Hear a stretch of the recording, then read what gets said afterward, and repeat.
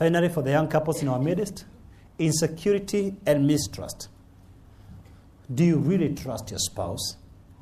Do you get agitated, uneasy, and suspicious whenever they talk with an opposite gender? Trust is an important pillar in marriage. And if you can't trust your spouse, then that marriage can't survive. But the question is, why are they losing trust in you? Have you given them reasons not to trust you? Because if your spouse has lost confidence in you, it is also a call for you to introspect. If you look at these 5 items, which one do you think you need to address as a young couple? But I want us to go beyond that and think about the more seasoned marriages. You're here, you've been married for over 15 years. I think I want to give a gift to a couple who has been married longest. Let me say this. By a show of head, anyone in our midst who's been married for 30 years plus? So we have one. Going twice? 30 years plus? 30 years plus. Good. How many years? 31. Can we appreciate him? Have you been married to the same woman? Is it that one combined from different marriages? One woman. You know, I was speaking in a meeting in the U.S., in Virginia, and you know the way they speak it in black American English.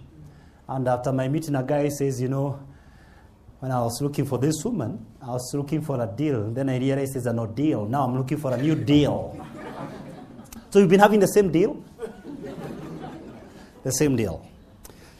The truth is this. There's not a single marriage that is beyond breaking point. I regret to tell you, one of my dear friends, because it's in the public domain, a great bishop, a great man of God, Bishop Noel Jones from Los Angeles. After 23 years of marriage, they had to divorce. It's one of the biggest churches in California.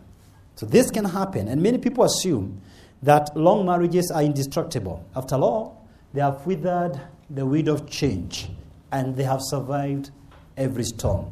But that's not the case. There is not a single relationship that is beyond breaking point. I'll give you 8 reasons why your marriage needs to continually be watered.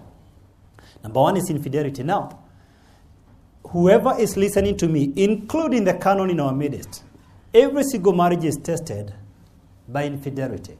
Every single marriage at some point in your life, you will discuss that other woman and that other man. This question is not the issue at hand. The question is, how are you going to navigate?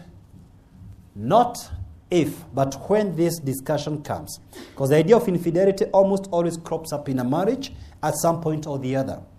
You could find someone extremely interesting, perhaps where you're working or in business. What you need to ask yourself from time and again, is the juice worth the squeeze? What's the price of squeezing the juice? And if you are ever having this discussion, and you're the one who is being accused, as a rule, do not argue. Get on your knees in repentance. You melt the argument.